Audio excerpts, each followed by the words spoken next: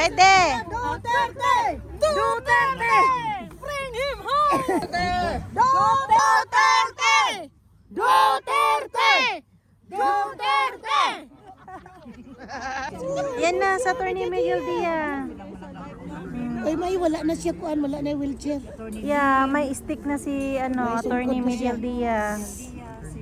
Si Attorney Delgra palabas na, si Attorney Dulay. Si Malaysia, Dulay Dobelio. Nandun sa likod si Attorney Miguel Dia.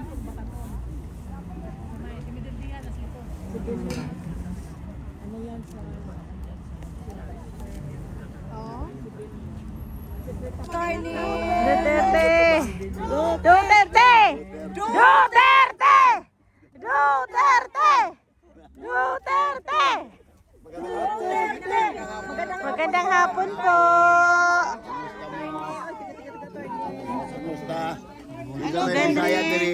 Kami sir! Mga Bisaya! Opo! Hello Attorney! Happy to see you! Ay, Ilocano. Welcome back, my friend! Wala si attorney! Attorney, welcome back! Ano attorney? Sir. Hello po. Hello po. Welcome po. Salamat Yeah. sa suporta. Salamat. Yeah. Naku, attorney, Hello, attorney. Welcome back.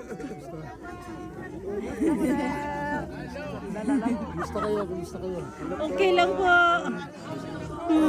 Pagpatuloy niyo dasal kay Bidong. wala si attorney. Superstar lawyer, friend! Superstar! Oo, kita ko. Attorney! Naku, pagkaon ito ko tayo. Kapan, magaling. Magaling po. Magaling.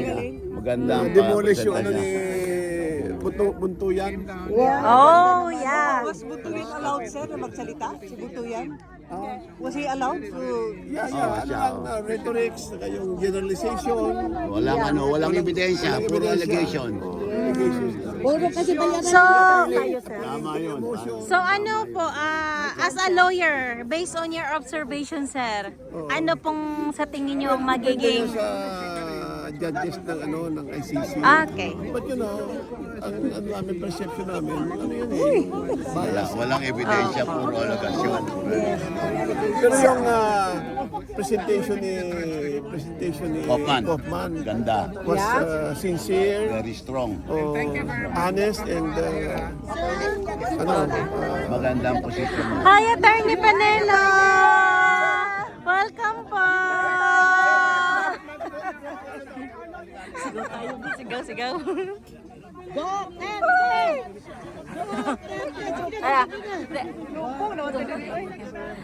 Welcome po, Sir Panilo. Attorney.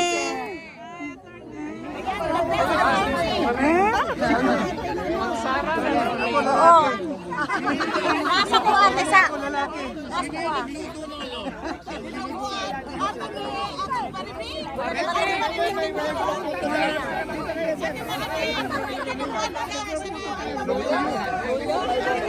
Uy, di ba ito kita?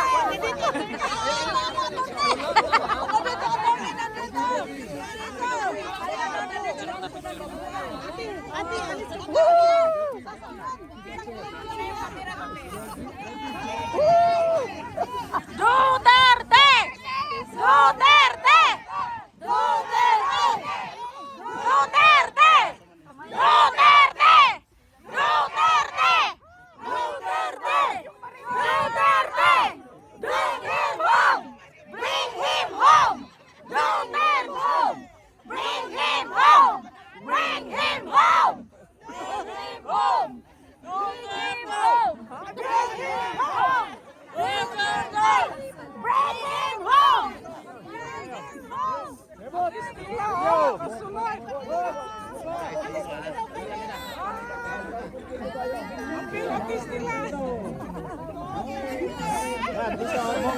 Hello, sir!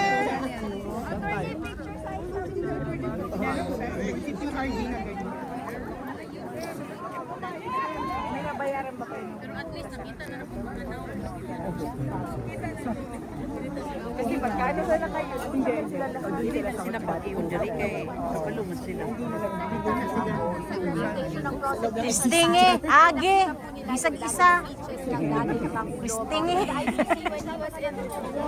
Also saying na dapat hindi na dapat, buhay pa yung mga addict or yung mga criminals sa Pilipinas. What do you make out of that argument? Sa tingin niyo po ba mapapalakas noon yung stance ng prosecution that there is sufficient evidence to hold the president into a formal trial? Actually, kagaya na sinabi ko kanina, what we heard kanina from the prosecution are mere allegations. You know, it's so easy to make any presentation, but what is very important in any case is the evidence. And when we talk about evidence, must be accurate and true evidence, hindi fabricated or incomplete evidence. Yun ang importante. Kasi ang dali magsabi na, mamamatay tao siya, pero what is your proof? May namatay. Anong proof na siya ang pumatay o nagpapatay? Wala. Sir, I know it's best friend. Sir, pwedeng maging best friend ka din namin. Hindi, ang best friend ni PRID ang tao. Kayong lahat ang best friend ni PRID, hindi ako. Kayong lahat. Okay, sir. Pero, sir, gusto namin ng best friend na gaya mo din. Kaufman maybe on Wednesday or the succeeding days para at least mag-realign or mag-strategize together as the defense. Well, depende yan muna kung ano pag-usapan namin. We have to discuss it with the main defense counsel. Kami kasi parang lang kami collaborating or assisting. We are Bunto yan. Sir, good afternoon po. JD from Daily News po. Ano po yung pinaka-nangingababaw niyo pong observation po sa first day ng confirmation of charges hearing? Bias kami kasi we are one of the lawyers of President Duterte. But from the way I see it, napakaganda yung response na ginawa ni Attorney Kaufman. It was sincere, honest, in his response. Na he made it very clear that in a trial, evidence is very important. You do not just rely on rhetorics. Kanina po na-interview po namin si Attorney Conti. Ang sabi niya po, ang prosecution is trial ready. Meron po ba kayo? Well, I guess si Attorney Kaufman is also ready. Just like the prosecution. Ganun talaga ang husgado, yung prosecution sa defense, they have to prepare for their respective position on the matter. Kanina maganda yung resulta. We were very happy with the presentation of Attorney Kaufman. Hanggang po bang sa Friday na confirmation of charges hearing ay nandito po kayo? Yes, because we are here to actually support Attorney Kaufman. We are just here to coordinate with him, to discuss with him, and practically all the aspects of the case will have to also contribute in a manner we can. So, Maraming salamat po. thank you. Good afternoon. Iba We can get or real justice considering. Never ako naniwala. Kasi nga, wala silang jurisdiction Irrelevant na itong ginagawa nila. Tama. So what do you hope to achieve inside, I sir? think Just it just wants to justify its existence. Kaya mapilit sila Yeah. mag-try. Sila nakukuha, puro African, small time African, They never mga even ganyan. got anyone. You know, actually, the one that he was in there is a freedom fighter from Kosovo. So, you know, ICC is not really, maybe we need to have an alternative ICC. That's how I was telling. Because they're not even putting the right people inside their prison.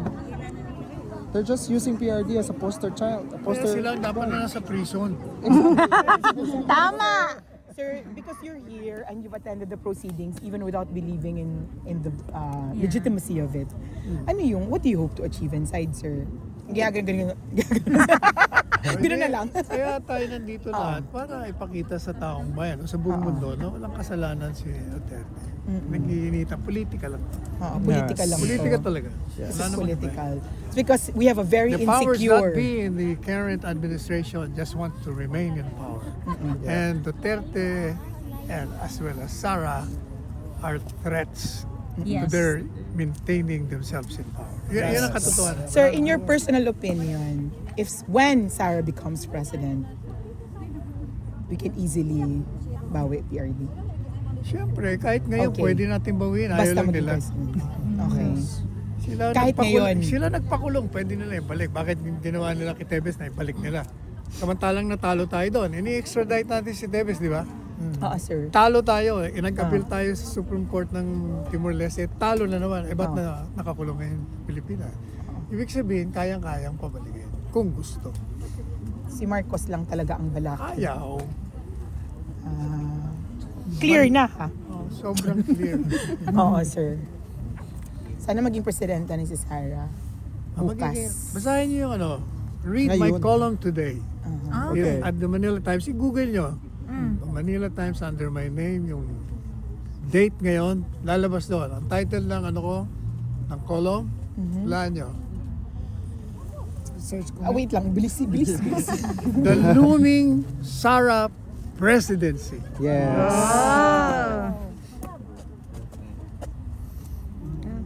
But we should campaign for her as if we are losing. Kasi if we get, Yes. we We get, don't have to be lenient. Oo. Yeah, Maging leniency lenient will- tayo. Political rhetoric. Sorry, bago po kayo mag-record ko muna po, sir. So ano po ang reaction niyo po doon sa statement po ni Pinapakinggan Undersecretary nyo Claire ba? Castro? Are you listening to Claire Castro?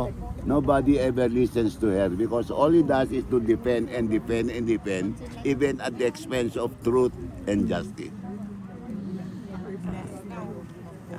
Thank you po. Salamat po. Ingat po kayo. Ingat po.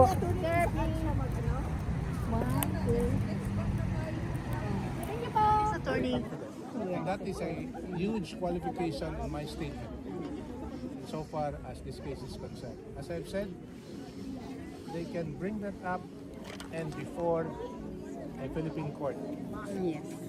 If I may have to address this a little bit, all the evidence that were mentioned, that were alleged, because there were no allegations yet that were brought out today. These are just allegations, meaning these are not yet evidence so far as the confirmation of charges hearing is concerned. So having said that, lahat ito galing Pilipinas. At ang kumukuha nito, Pilipino. Hindi naman pwede na yung taga-ICC pumunta doon sa Pilipinas eh. Di ba? So ibig sabihin, punta sila sa Pilipinas, tinulungan ng mga taga-Pilipino, ng mga Pilipino.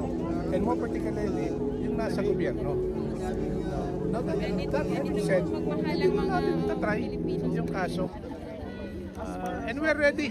The Philippine legal team is willing, ready to defend the president there in the Philippines.